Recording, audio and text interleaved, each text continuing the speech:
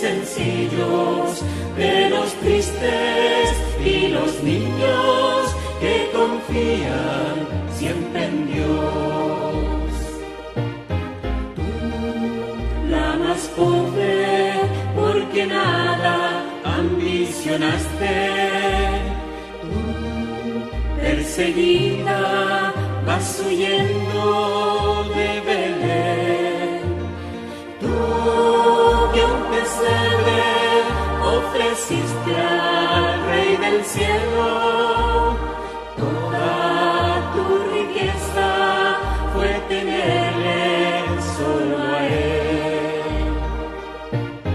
Madre de los pobres, los humildes y sencillos, de los tristes y los niños que confían siempre en Dios.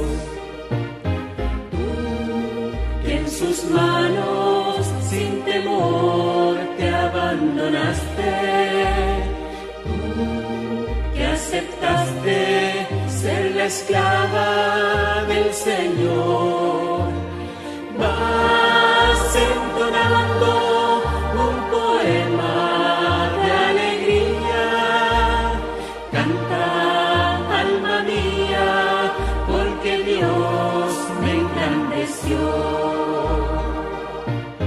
Madre de los pobres, los humildes y sencillos, de los tristes y los niños que confían siempre en Dios.